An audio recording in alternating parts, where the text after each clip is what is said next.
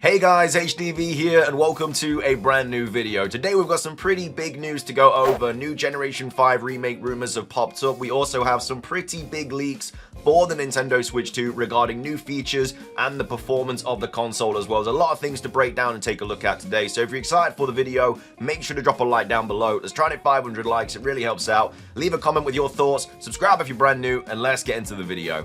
So, starting things off, let's take a look at the latest Nintendo Switch 2 leaks. So the first one comes from Game Rant, saying the C button that's widely rumored to be present on the right Nintendo Switch 2 Joy-Con may have a weird function, according to some new evidence. So obviously the C button being on the controller is something that's popped up a lot recently. We all kind of want to know what this button is used for, and now it looks like we actually have the answer. So Nintendo Switch 2's rumored C button may have a weird function. So this was updated on the 14th of January, basically saying the original version of this article, should I say, linked to a different Discord server, also called Nintendo Switch 2. The link has been changed to reflect the real source of the data mining effort. The original story is as follows. So just a little bit of an update regarding the story here, but it's all still like legit and everything like that. So it says the C button that the Nintendo Switch 2 is rumored to feature may be used for chat-related functionality, according to a newly surfaced report. So that's something that a lot of people kind of speculated about, that there was going to be some sort of party chat or something along those lines for the Nintendo Switch 2. Obviously, PlayStation's had it for a while, Xbox has had it for a while, but Nintendo's never really had it. We have Discord and stuff that people kind of just use instead, but we've never really had like a built-in party sort of function into the actual console, and that may change now with the successor to the Switch.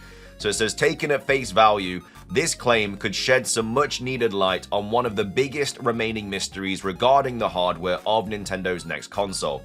So the Switch 2 has leaked on numerous occasions since late 2024. The current consensus among industry watchers is that this influx of leaks is a result of the console entering mass production around that time. All of these unofficial looks at the upcoming device indicated that the console will have one extra button compared to its predecessor. So marked with a dark grey C, the mysterious key was repeatedly depicted as positioned on the right Joy-Con, immediately below the home button. So, however, none of the sources who leaked the Switch 2 in recent weeks knew anything about the purported button's purpose. So then it goes on to say, one theory about the rumored C button has now emerged as a result of some data mining efforts. So these aren't even like rumors and stuff. This is data mined information, and then people are kind of speculating what it is, kind of based on these data mines. So centered on the latest version of the Switch OS. So according to a report originating from a fast-growing Discord server dedicated to the Nintendo Switch 2, Nintendo's newest firmware contains references to a feature code named Campus. So this is supposedly related to some kind of group and voice chat support for Nintendo Switch Online subscribers. So this is the actual image here. It says Nintendo Switch 2 will reportedly support screen sharing as well. So they say data mines of the current Switch OS and exclusive SDK leaks have confirmed that the Nintendo Switch 2 will have GC and VC functionality, codenamed Campus. This is what the C button may be used for, unconfirmed, but I'm 99.99% sure. So groups will support up to 12 Nintendo Switch Online subscribers, so you can have up to 12 people in like a group sort of party chat on Nintendo Switch Online. Obviously, they're all going to need Nintendo Switch Online to be able to kind of take advantage of this, which again is usually the case with these sort of situations. And as well as that, it says there will be screen sharing as well. So very, very similar to how you can do it on Discord and stuff like that. You can actually share screens when playing in this sort of group chat. Nothing like Miiverse, Vidmeo isn't real. And then feel free not to believe this, of course, but mark my words, it will be official in 48 hours. So this was actually posted on the, 19 hours ago. So they're saying that this basically is going to get revealed in 48 hours. And that was 19 hours ago. So it's going to be 20, at the time I'm recording this, it's like 20 odd hours until 28 hours until obviously this is all apparently going to get revealed. So that's that. And then it says the same source suggests that Campus will allow screen sharing, whereas its chat groups will be able to accommodate up to 12 users. So while its codename starts with a C, if this rumored feature has anything to do with the new button said to be present on Nintendo's next console, then the letter on that key is much more likely to stand for chat rather than campus. These findings represent a blow to the popular fan theory that the C button might be used for casting the contents of the Nintendo Switch 2 screen to another device. And then it goes on to say, since group and voice chats require internet connectivity, it's likely if the Switch 2 were to feature them, it would only offer them to Nintendo Switch Online subscribers, but that's still a big if, especially seeing how the Switch marks Nintendo's conscious attempt to move away from such functionality. By not allowing users to chat with others, the Switch is inherently more kid-friendly, and reintroducing a feature like the Miiverse text chat could open up a can of worms that Nintendo would rather keep closed.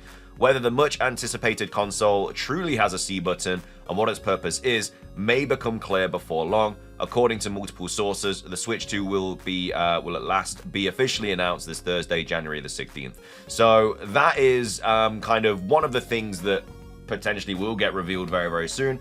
It is something that a lot of people have expected to see, like a voice chat sort of situation. And yeah, I mean, chat, C button, kind of makes sense anyway. So that's the new feature leak for the Nintendo Switch 2.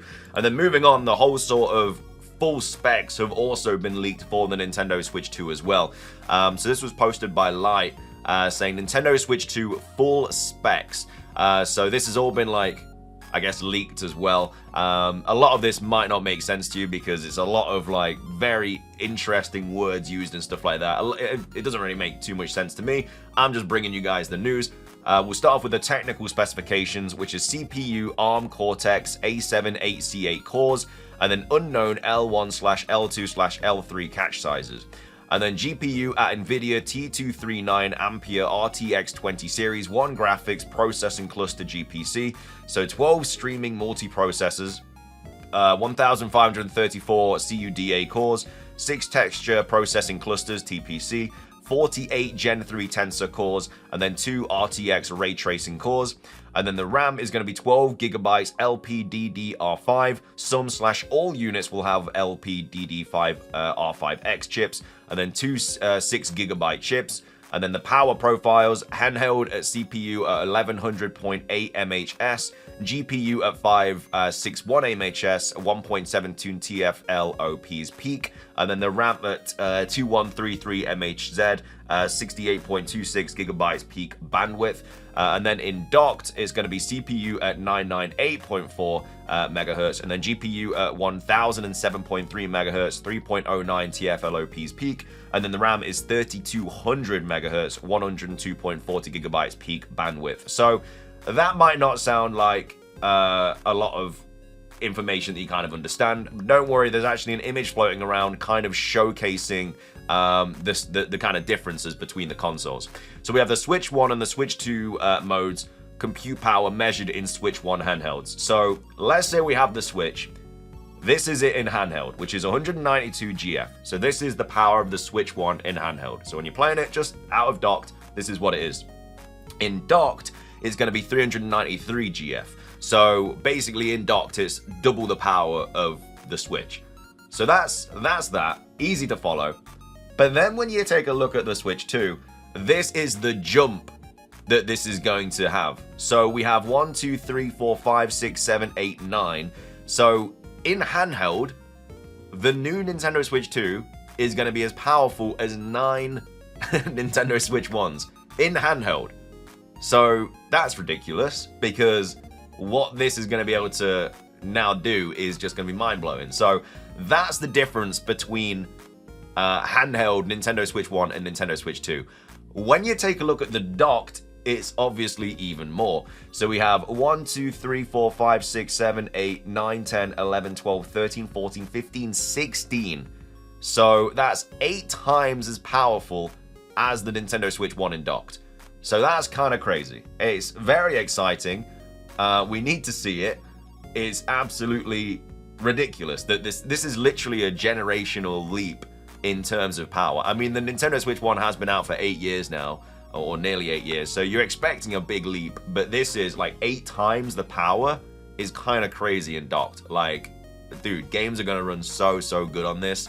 The things they're going to be able to do now is very, very exciting.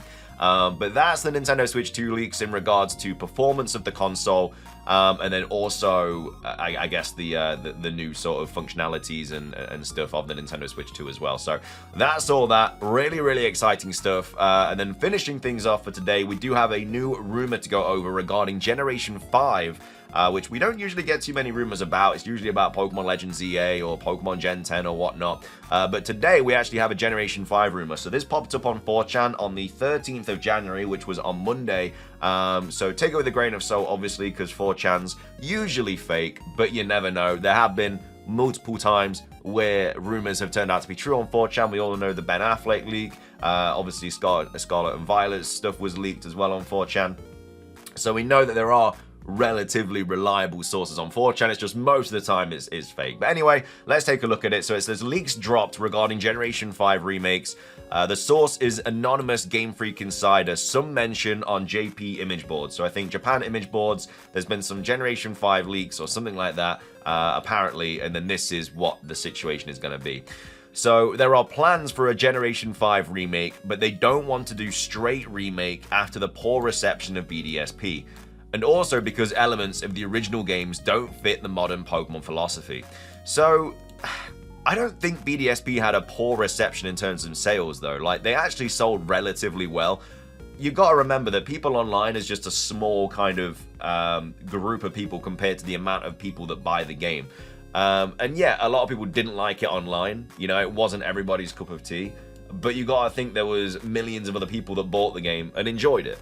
So just because a few people, well, I say a few, just because a lot of people online don't like it, doesn't mean the general consensus is that it's a bad game. It wasn't my favorite, probably wasn't your favorite, but I don't think that would be something that would stop them making Generation 5 remakes because of poor responses or poor performance and stuff, because it still sold relatively well. Plan is to make a new game entirely that simply takes inspiration from Pokemon Black and White. Still set in Unova, but with a much less convoluted story and more straightforward and relatable Pokemon themes. So I don't know if this is going to be a Black and White 3. It's just going to take inspiration from Black and White. It's hard to say, really. Kind of like a reimagining, maybe, of Generation 5. The Pokédex is the same, but there won't be the restriction of only using Unova Mons until post-game, unlike the originals. Which, to be fair, a lot of people didn't like that. I didn't mind it, because whenever I play through a new Pokemon game anyway, I only use new Pokemon. It's just always a thing that I've done because they're new Pokemon. I don't need to use old Pokemon that I've used hundreds of times in the past. I want to use a brand new Pokemon. So I always just try my best to only use those in my team, and so I didn't mind that in Generation 5. Yeah, maybe your favorite Pokemon, you know, you couldn't use until post-game, but it's not the end of the world. You're still going to be able to do it.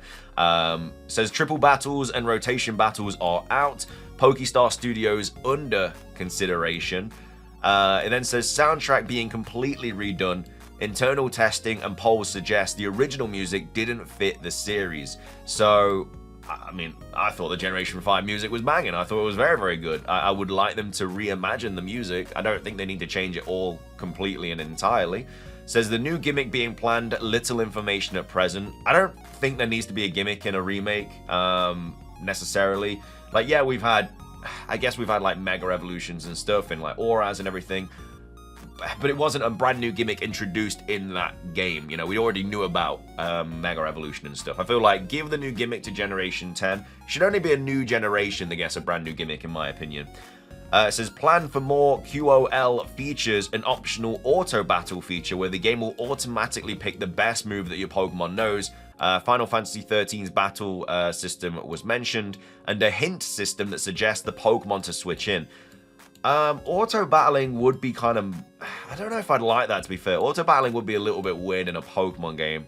Yeah, I don't know. I don't think that would fit too well, because in Generation 9 you can just dodge trainers. I guess that if you just really wanted to battle them but you just couldn't be bothered, then obviously the auto battle would be quite useful. But I don't know, at the same time, it's just weird. I don't know. I don't think I'd like auto battling in an actual Pokemon game. And it says Dex Cut still in effect, some new Pokemon being added to compensate, so mostly cross-gen evolutions. Only one my source saw was a baby form for Lickitung. So that would make the Lickitung line a 3-stage evolution line.